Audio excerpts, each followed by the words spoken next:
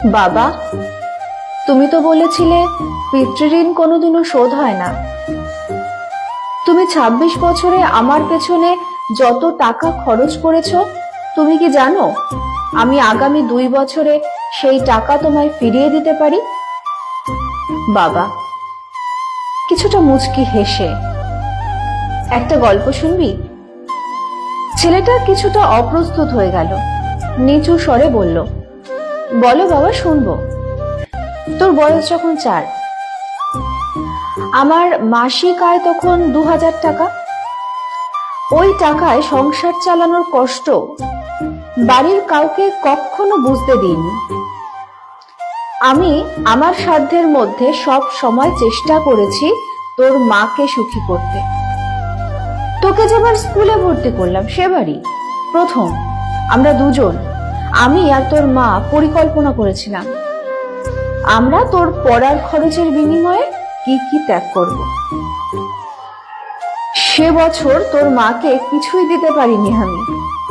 তুই যখন কলেজে উঠলি না, আমাদের অবস্থা তখন মোটামুটি ভালো, কিন্তু খুব কষ্ট হয়ে গেছিল যখন তোর মা খুব অসুস্থ হয়ে পড়েছিল।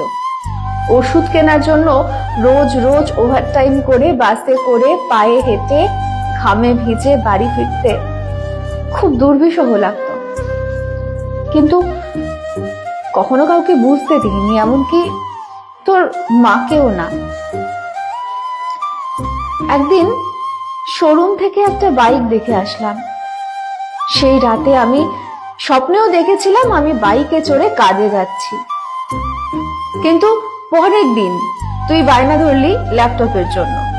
তোর কষ্টে আমার কষ্ট হয় বাবা।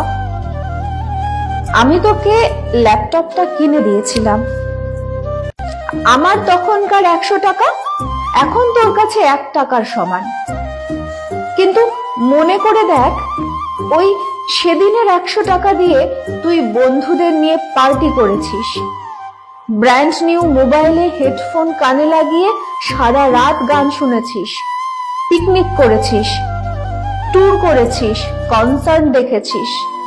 তোর প্রতিটা দিন ছিল স্বপ্নের মতো। আর তোর ১০০ টাকা নিয়ে আমি এখন সুগার মাপাই। জানিস আমার মাছ খাওয়া নিষেধ, মাংস খাওয়া নিষেধ। কি করে তোর টাকা খরচ করি বলতো? তোর টাকা নিয়ে এখন আমি কল্পনায় হাত বসাই।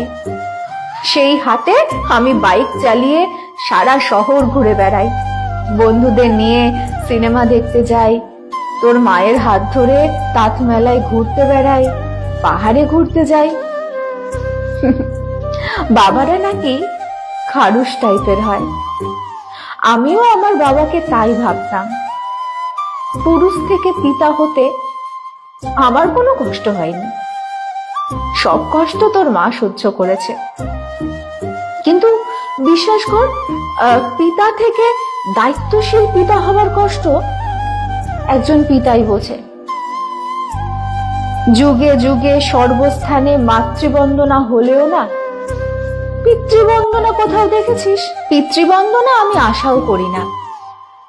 সন্তানের প্রতি ভালোবাসা কোনো পিতা হয়তো প্রকাশ করতে পারে না, তবে কোনো পিতা কখনোই সন্তানের প্রতি দায়িত্ব পালনে বিচ্যুত হয় না। আমি তোর পেছনে আমার যেই কষ্টার্জিত অর্থ ব্যয় করেছি, তা হয়তো তুই ২ বছরে শোধ করে দিতে পারবি, কিন্তু যৌবনে দেখা আমার স্বপ্নগুলো পারবি ফিরিয়ে দিতে?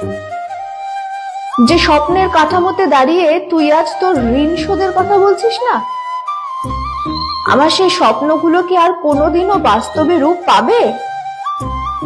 আর যদি বলিস বাবা আমি তোমার টাকা না, তোমার ভালোবাসা তোমায় ফিরিয়ে দেব, তাহলে বলবো বাবাদের ভালোবাসা কখনো ফিরিয়ে দেওয়া যায় না রে। তোকে একটা প্রশ্ন করি, ধর তুই, আমি আর তোর খোকা ৩ জন এক নৌকায় বসে আছি, হঠাৎ নৌকাটা ডুবতে শুরু করলো, যে কোনো একজনকে বাঁচাতে পারবি তুই, কাকে বাঁচাবি? ছেলেটা হাজার চেষ্টা করেও এক চুল ঠোঁট নাড়তে পারছে না, উত্তর দিতে হবে না। ছেলেরা বাবা হয়, বাবা কখনো ছেলে হতে পারে না। পৃথিবীতে সবচেয়ে ভারী জিনিস কি জানিস? পিতার কাঁধে পুত্রের লাশ। আমি শুধু উপরওয়ালার কাছে একটা জিনিসই চাই, আমার শেষ যাত্রায় যেন আমি আমার ছেলের কাঁধে চড়ে যাই। তাহলেই তুই একটা ঋণ শোধ করতে পারবি, তোকে কোলে নেবার ঋণ।